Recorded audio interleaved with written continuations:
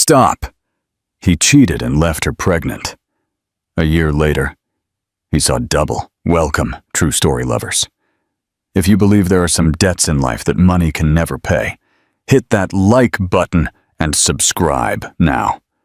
The truth about his double life and her incredible strength will leave you speechless. The cost of cruelty. Ava Clarke spent an entire morning rehearsing how she would tell Ryan Thorne he was going to be a father. She imagined a dozen possibilities. Maybe he'd freeze in shock and then melt into a smile. Maybe he'd take her hands and swear to protect their family. Maybe he'd be overwhelmed, but eventually, grateful. She never imagined what truly happened. She was in his high-rise office in downtown Seattle, her heart pounding with a desperate hope. When she finally uttered the quiet, trembling words that she was pregnant, Ryan looked at her as if she had offered him a disaster instead of a life. There was a strained, breathless moment where she thought he just needed time. Then his expression hardened, turning cold in a way she had never seen. "I cheated on you," he said flatly, the confession delivered with the same tone he used for business negotiations. "This changes nothing." For an instant, Ava didn't understand. She blinked, waiting for him to say more. Anything. Something to explain this was a mistake or a cruel joke. But he simply closed his laptop and stood up, ending the conversation. She recoiled, as if the air between them had become too sharp to breathe. Her voice broke as she asked if he was serious. He nodded with an indifference that made her knees buckle. It wasn't just what he said. It was the effortless way he said it, as if she had never mattered. When she walked out of his office that afternoon, she wasn't the same person who had walked in. Something inside her ripped, and the pieces fell to her feet. She sat in the darkness of her apartment, unable to cry, because the betrayal was too raw to comprehend. The next day, she arrived at work only to find her employee card no longer granted her access. Security politely escorted her out. No explanation. No severance meeting. Her email was deactivated.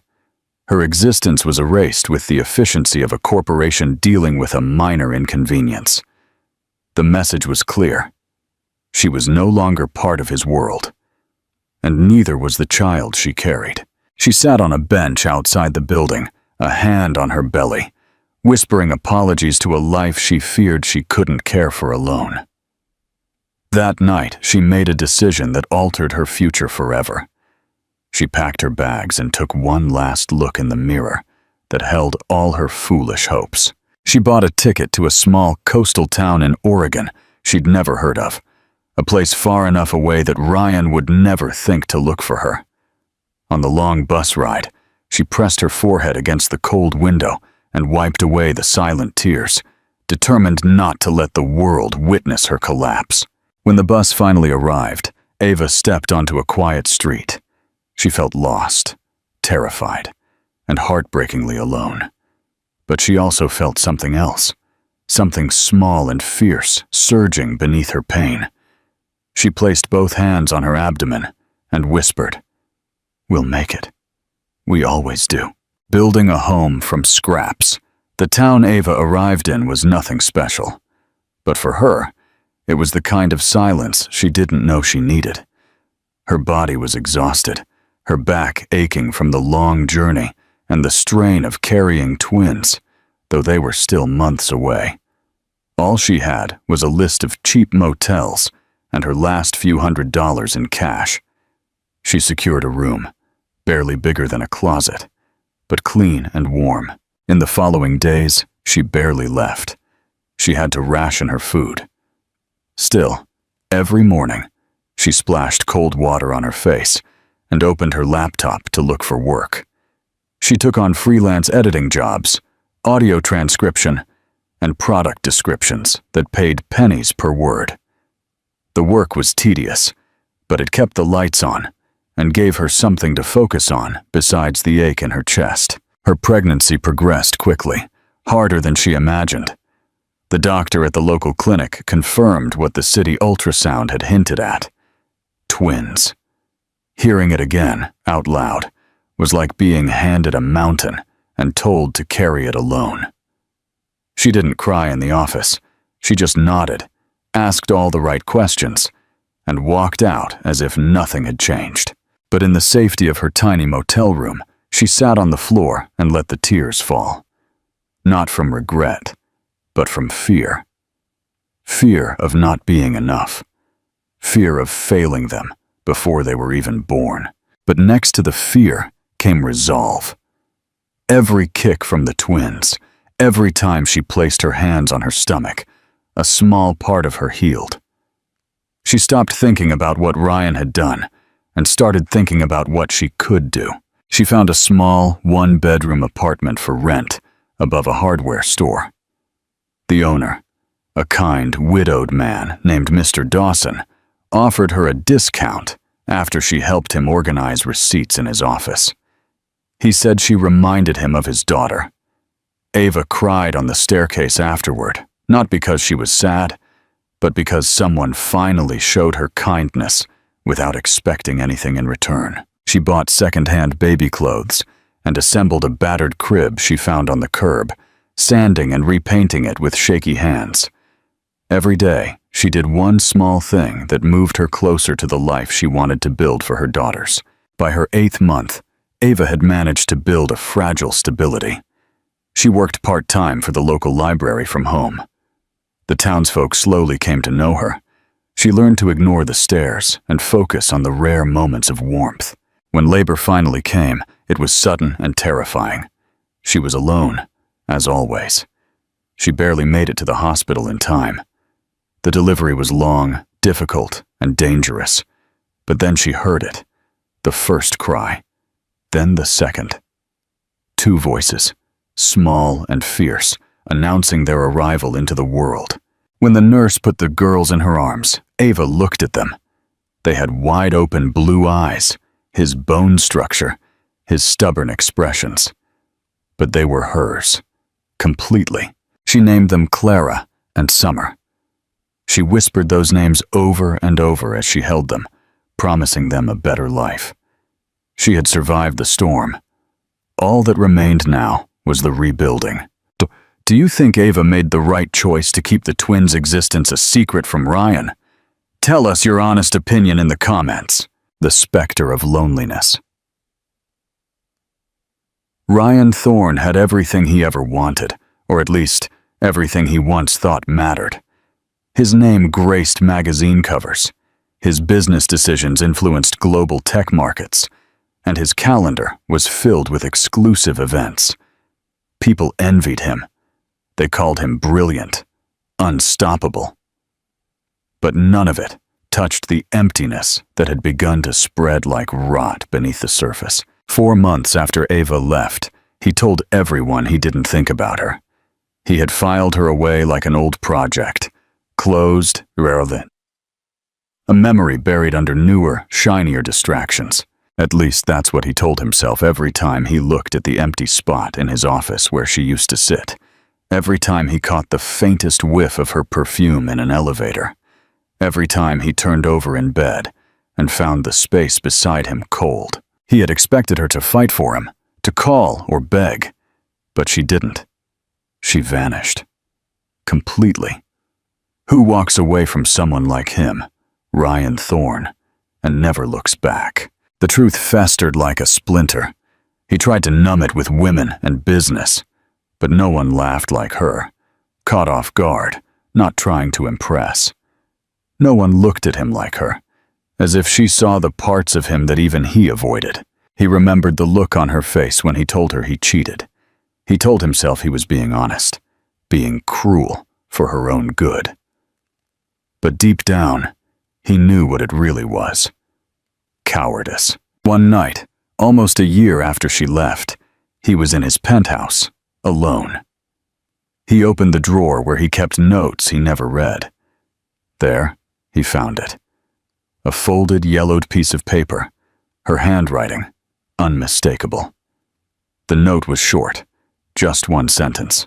If you ever feel truly alone, remember who you turned your back on. His chest clenched. He read it over and over. It hit him like a physical blow, not because it was cruel, but because it was heartbreakingly true. He was surrounded by luxury, power, influence, and none of it could fill the void she had left. The next morning, he didn't go to the office. Instead, he started making calls. He hired a private investigator. Weeks turned into months. The investigator eventually tracked down a lead, a hospital bill outside of Seattle, a rental agreement in a small town he'd never heard of. That's when he learned the most shocking fact of all. She hadn't just disappeared. She had given birth. Ryan stood in stunned silence as the investigator clinically listed the facts. 2 girls, twins, born 3 months after she vanished. No father listed on the birth certificate. He barely remembered driving home that night. He had twins, daughters, and he never knew their names. He didn't know if they cried when they were born or what color their blankets were. The weight of that realization broke something in him that had never cracked before. He had created life and abandoned it, the hospital encounter. Eventually, the shame turned into urgency. He needed to see her. Not to be forgiven. He didn't deserve it. But to know, to see the faces he had turned his back on. He packed a duffel bag and put on a hoodie instead of a tailored suit. He didn't want to be a CEO. He just wanted to be a father. Or at least, a man trying to make things right. Ryan pulled up outside the small-town hospital, the kind that looked more like a converted school. He walked in, a knot in his stomach, carrying the weight of everything he had done. The receptionist gave him a curious look when he asked for Ava Clark. She asked if he was family, and for a moment, he hesitated. He wasn't, technically, but the words came out before he could stop them. I'm the father of her children. She nodded and directed him to the second floor, the pediatric unit. As he stepped into the hallway, he heard soft cooing voices coming from one of the rooms. He saw the name Clark printed on the chart a nurse was holding. His feet moved before his brain could stop them. The room was small, bright, and filled with gentle sounds. Ava was sitting in a worn armchair by the window, her brown hair pulled back in a loose bun, her eyes tired but alert as she cradled 2 tiny babies. The girls were sleeping, snuggled against her chest, their plump cheeks rising and falling with each breath. They were so small, so impossibly perfect, that Ryan froze in the doorway, the sight stealing his breath. Ava didn't see him at first. She was completely focused on the babies, but then she looked up. When their eyes met, time seemed to stop. For a long moment, neither of them spoke. Her face went blank, stunned, then shifted to something colder. Disbelief, followed by anger, and then something far more devastating. Grief. She rose slowly, careful not to wake the babies, and gently placed them in their cots. Her hands trembled slightly as she walked towards him. Ryan tried to speak, to explain, but his voice failed him. He didn't know how to fit 12 months of silence, betrayal, and guilt into one sentence. Ava closed the door softly behind her, leading him into the hallway. Her face was unreadable, but her voice was quiet, too quiet, when she finally spoke. What are you doing here, Ryan? I found out about them. I didn't know. I didn't know you went through all this alone. I came to see you. To see them. She crossed her arms, looking at him as if he were a ghost. You didn't want to know, she said. You made that very clear. He flinched because she was right. I was wrong, he said, his voice breaking. I was afraid. I said things I didn't mean, and I've lived with it every day since. But I swear to you, Ava, if I had known, if I had understood what I was running from, I never would have. She shook her head, stopping him. You can't rewrite what happened. I begged you to believe me, and you looked me in the eye and said you didn't care. Her voice cracked now, years of pain surfacing. Do you know what it's like to go through labor alone? To hold 2 newborns and have no one to call? I didn't even have car seats when we left the hospital. I bundled them in blankets and took the bus home. Ryan's stomach twisted. He pictured her holding the twins on that bus while he was drinking whiskey in glass towers. No apology was big enough for that. "I'm not here to make excuses," he said. "I came because I want to be part of their lives. I know I don't deserve it. But if there is any way to start, anything I can do, please just tell me."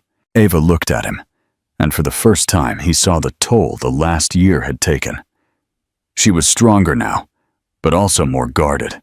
"They are not a second chance for you to fix your guilt," she said. "They are people. Tiny, trusting people who only know love. If you want to be part of their lives, you have to earn it. Slowly, quietly, without breaking anything else in the process." Ryan nodded, his throat dry. "I will do whatever it takes." She didn't answer right away. She walked back into the room and stood by the cots, watching the girls sleep.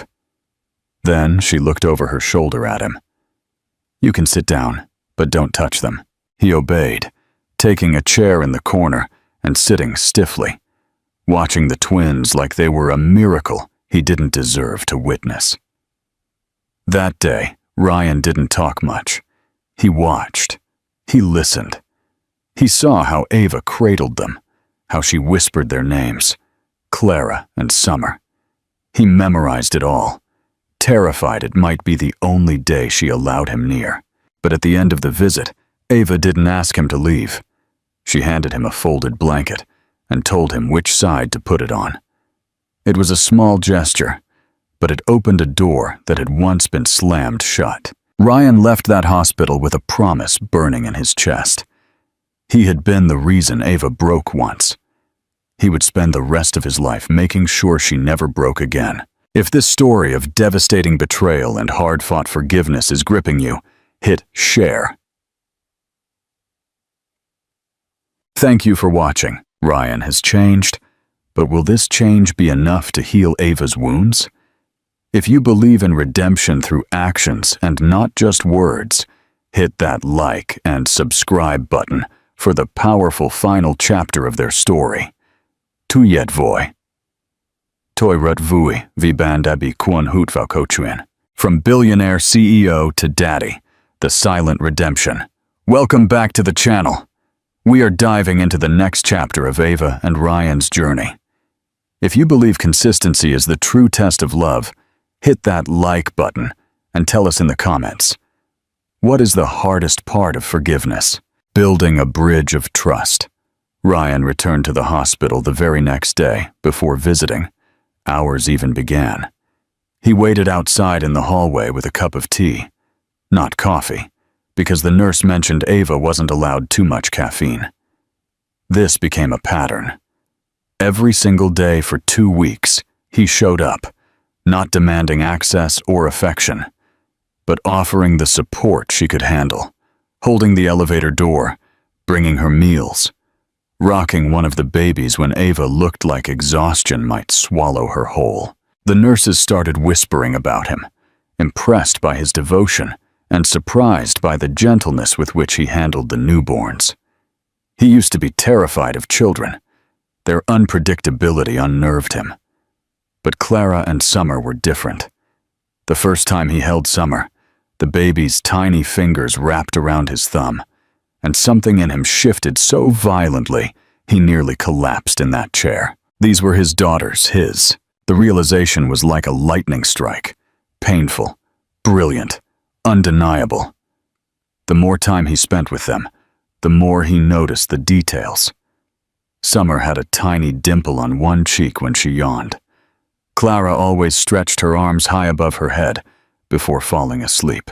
When the twins were finally discharged, Ava faced a challenge Ryan hadn't anticipated. "I don't have car seats," she admitted, her voice strained. "They're too expensive. I was saving, but it's more than I can afford right now." He didn't even hesitate. The next morning, he arrived with 2 brand-new infant carriers and a practical stroller. Ava accepted the gift with a tense quiet. "Thank you." Ryan simply buckled the seats in with as much care as if they were made of crystal. Taking the twins home was supposed to be a triumphant moment, but reality hit Ava quickly. The apartment was small and poorly heated. There was only one crib. There were barely enough blankets. Ryan stood awkwardly in the middle of the room, taking in the cracked walls, the second-hand furniture, the fragility of the life she had built from scraps. He offered to help fix things, set up shelves, make a second crib. But Ava hesitated. She wanted independence. But when one of the babies cried, and Ava moved too fast, wincing in pain, Ryan stepped forward without waiting for permission. He picked up Clara and walked around the room, humming softly. Ava watched, and for the first time, she didn't look angry. She looked tired and grateful. That evening, as he moved to leave, she surprised him by saying quietly, "You can come back tomorrow." That was all. But to Ryan, it was everything. The days melted into a routine. He spent his mornings helping Ava, feedings, diaper changes, endless laundry. The work was exhausting, yet it became the most meaningful part of his life. He found himself looking forward to the early hours when he could hold Summer while Ava fed Clara. Love in the quietness. By the time the twins turned 4 months old, everything in Ava's world had quietly changed. The man who had once shattered her now moved through her apartment with steady hands and quiet steps. Ryan had become part of the rhythm of their lives. He wasn't just showing up, he was staying. Not with grand gestures, but in the small, essential things. The bottle he warmed at 2 a.m. without being asked. The way he soothed Summer until her colic passed.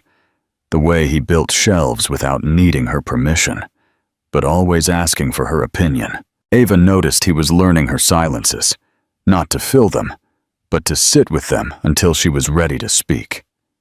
He never forced his presence, never pushed for more than she could give. And Ava found herself leaning into him more often than pulling away. She was seeing a different man than the one who had turned his back on her. This man had learned to sit in discomfort without flinching. This man silently cried the first time Clara let out a real laugh.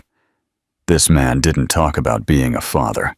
He simply became one. One day, after a pediatrician checkup, the car was filled with an unusual silence. Ava looked at Ryan. "They recognize you," she said quietly. "They recognize your voice." He didn't reply immediately. "I talk to them every night when they're asleep," he said. "Even if I can't stay, I call and leave messages. I want them to always know I'm trying." That evening, sitting on the sofa with 2 cups of tea, Ava leaned her head back. "I used to think I had to do everything alone," she admitted. "That needing help made me weak." Ryan watched her. "I used to think success meant having no one who could leave you," he said. "I pushed people away before they had the chance.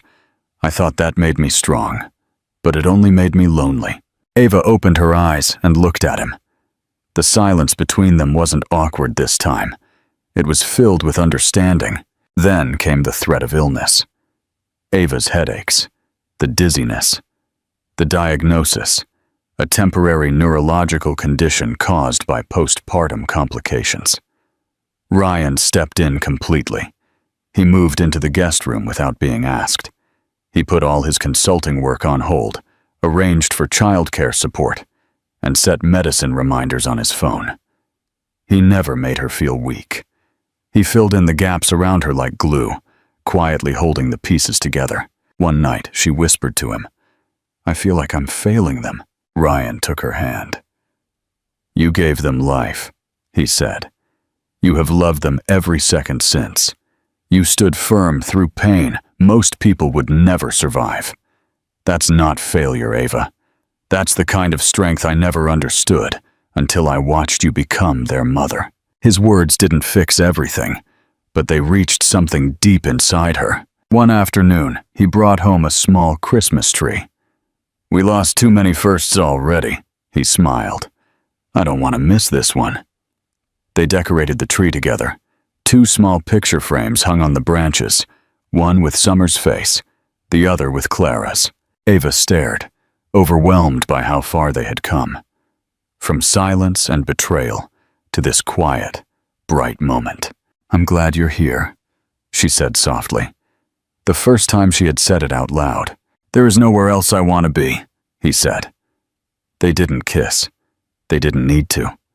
In that moment, wrapped in the glow of a crooked tree and the sounds of sleeping babies, something deeper passed between them. A silent promise that they had already begun to build something real. Not perfect, but true. The first real beginning. Spring returned, and the twins were nearly 10 months old. Ryan was still there. He had started his own local firm, not to return to the corporate towers, but to build something flexible and meaningful that allowed him to be present. One morning, a gentle rain fell against the window. Ava was in the kitchen, holding Summer, while Clara napped. Ryan walked up behind her, wrapping his arms around her waist without a word.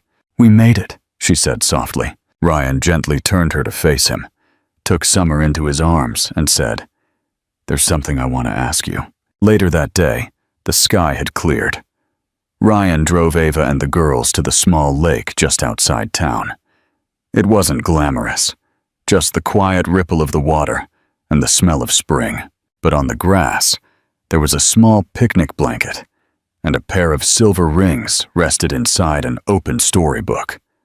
The same book he read to the girls, the one about the prince who doesn't kill the dragon, but learns to speak its language. Ryan knelt down, holding his daughters, and said, I will never ask you to forget, but I will spend the rest of my life proving I am not the man who left.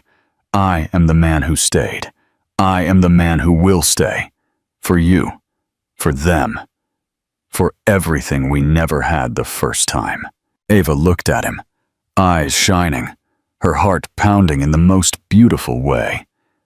She sank to her knees, hugging all 3 of them, and whispered, yes. They didn't celebrate with champagne. They celebrated by dancing barefoot on the grass, the girls squealing in their arms, Ryan laughing in a way she thought he never could. It wasn't about a wedding or a ring. It was about what they had built from the wreckage. Forgiveness. A second chance. That night, Ava and Ryan sat on the sofa, their feet intertwined under a blanket. Ava took his hand and said, You asked me for a second chance, but what we have now, this isn't a second chance. This is the first real one. And Ryan, looking at the strong woman he once lost and the home he had helped rebuild, knew in his soul that she was right. This wasn't redemption. It was a beginning. One they had earned with every tear, every sleepless night, every small kindness, and every silent promise. A new beginning on the horizon. Epilogue. The promise on the lake. The spring was now a vibrant reality. A month after that simple proposal by the lake, Ava and Ryan's life was filled with a stillness that is only found after a great storm. The engagement wasn't the end of the road. It was the signal that both accepted the road continues. They were in their tiny yard, which Ryan had transformed from an abandoned patch to a functional green space. The twins, Clara and Summer, nearly 1 year old, were crawling among the newly planted daisies. Ava sat on the grass, watching as Ryan, the former CEO of Tailored Suits, unsuccessfully tried to put together a small plastic slide. He laughed at himself, and Ava realized this was the man she loved. Imperfect, clumsy at domestic things, but completely present. Can I please have the manual? Ryan asked, his voice laced with frustration and amusement. This is more complex than a corporate merger. Real life always is, Ava replied, laughing as she moved closer. I'll help. They sat together, deciphering the diagram, their hands brushing. It was a moment of simple connection, of partnership. When should we tell your family? Ryan asked, his voice suddenly serious. The question brought them back to reality. Ava had cut off all contact with her parents when she left, knowing she would receive no support. His return to her life, and with 2 grandchildren, would be a bombshell. My parents, Ava sighed. They won't see it as a story of redemption, Ryan. They'll see it as my failure, and they'll use it to try and control me again, and they will most likely attack you for what you did. Ryan took her hand, his blue eyes fixed on hers. Let them attack me. I deserve it. But I won't let them attack you or our daughters. This time, we face them together. Ryan and Ava's wedding is approaching, but the tension with Ava's parents and the shadow of Ryan's old life still linger. Should they invite Ava's parents to the wedding and risk the drama? Or should they have a private ceremony to protect their peace? Vote in the comments. If this touching story of redemption and forgiveness moved you, hit like and subscribe for the final installment of this heartfelt saga. Tuyet voi, toirat vui viban mun tiptok kochuyen. The final test. The Wedding Crashers. Welcome back to the channel, loyal subscribers. We are at the climax of Ava and Ryan's journey. Ryan must now face the ultimate threat, Ava's skeptical parents. Will they shatter the fragile peace? If you're ready for the final twist, hit that like button and subscribe now. The illusion is tested. Ryan's current consulting work, though flexible, still required occasional trips to Seattle. He had to fly back for one final deal closure that very weekend. It was his first solo trip since he had fully re-entered their lives. Ava saw him off at the door with a kiss on the cheek. In the past, that kiss would have been followed by a pang of panic and a sleepless night, imagining the worst. But now, she felt a strange calm. However, Ryan's loyalty was about to be tested in a way neither of them expected. At a business reception in a luxury Seattle hotel, Ryan found himself face to face with the woman who had helped him betray Ava, the former mistress. She was the same woman who had watched Ryan collapse. Now she stood poised, elegant, and with an air of cautious success. Her eyes met his, and she approached with a professional smile. "Ryan Thorne," she said. "What a surprise. I heard rumors that you've completely changed your life, that you've found fatherhood." Ryan felt the chill of the old life momentarily wrap around him. She represented the person he used to be, the temptation of adrenaline and irresponsibility. "I am where I belong," he replied calmly, not allowing his eyes to waver. "And the mother, Ava, has your modest new life fully forgiven you?" She smiled, and in that smile was a hint of judgment. "I wonder if the family man role will last for you, Ryan. Some people are just built for big business and big risks." Ryan met her gaze. "Some people mistake risk for destruction," he said, his voice quiet but firm. "And they mistake loneliness for freedom. I no longer make that mistake." She was about to reply, but Ryan cut her off, delivering the final blow. "My life is quiet. It's real, and it's full of love. It has no space for the drama of the old life. If you're going to talk to a businessman again, make sure you're talking to the right one." Then, he turned and walked away. He didn't feel the old adrenaline rush. He felt peace. The parents arrive. The next morning, Ryan took the first flight back to Oregon. He didn't call Ava to say he was returning early. He wanted to surprise her. He walked into the apartment, and the scent of baking bread and clean diapers washed over him, an aroma that was now the perfume of home. He found Ava in the living room, laughing heartily. She was trying to teach Clara and Summer to clap. The girls, sitting on the floor, playfully banged their hands on the floor, imitating the sound. "Look who's back!" Ava exclaimed, beaming when she saw him. Ryan dropped to his knees, his business briefcase hitting the floor, and hugged all 3 of them. "How is Seattle?" Ava asked, her voice calm and full of trust, without a single hint of suspicion. "Seattle is just noise," Ryan said, kissing her on the forehead. "Life is here." He sat on the floor and watched his daughters. He hadn't told Ava about the encounter in Seattle. It was his battle, and he had won it in silence. He knew Ava's trust was a fragile gift, and the only way to honor it was to continue choosing her every day, without boasting of his victories. But the confrontation with her parents was still pending, as was the possibility of his past returning. The commitment was easy. Maintaining it, however, was the real challenge. Ava handed him a piece of bread dough, which Summer immediately tried to eat with a gummy smile. "Tomorrow," Ava said, looking at Ryan, her eyes shining with love and a glint of steel. "We have to talk about the wedding guest list. We have to decide if we invite my parents, and we have to choose whether you turn your back on the past or if we face it together, one last time." Ryan didn't hesitate. He looked around, at his strong woman, at his laughing daughters, at the simplicity of the life he had earned. "Where you go, I go," he said. "The past will come looking for us, Ava, but we are no longer afraid. We are no longer alone." The final confrontation arrived 2 weeks later, not at the wedding, but on a tense Saturday afternoon. Ava had called her parents and invited them to their small home, stating clearly they needed to meet the twins and discuss the future. Mr. and Mrs. Clark arrived in a luxury sedan, a stark contrast to the modest life Ava had built, their expressions perfectly composed and utterly critical. "This is quite rustic, dear," Mrs. Clark commented, glancing at the second-hand sofa and the toys scattered on the floor. "It's home, Mother," Ava replied firmly, holding Summer on her hip. The atmosphere turned icy the moment Ryan walked in, carrying Clara. Mr. Clark's face darkened with instant disapproval and old resentment. "Thorne," he said, his voice cold.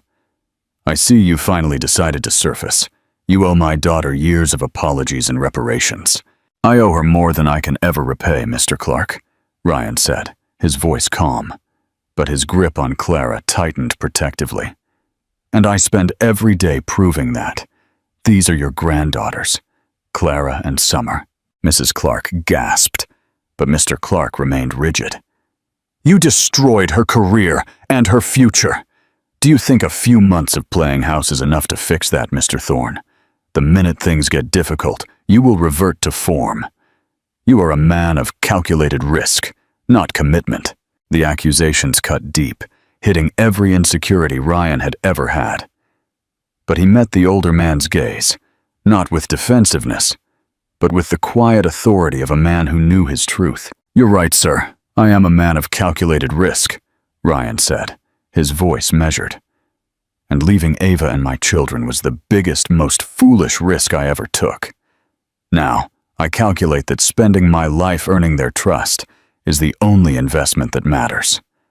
I closed my old company and started a new, flexible one here. Not to run a billion-dollar empire, but to be home for the 2 a.m. feedings and the scraped knees.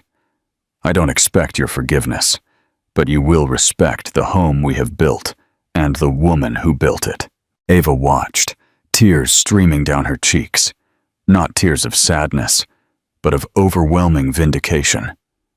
This was the man who had stayed, the man who fought for her. "We are getting married next month," Ava stated, her voice strong.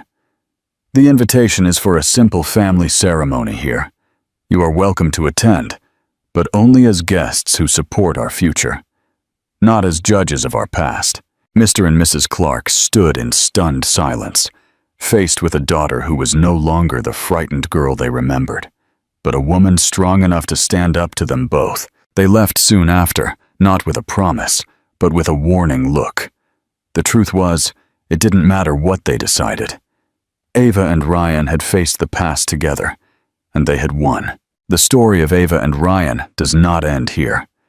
The wedding, the inevitable return of the parents' judgment, and the possibility of Ryan's old life seeking him out are all on the horizon. But for now, they are complete.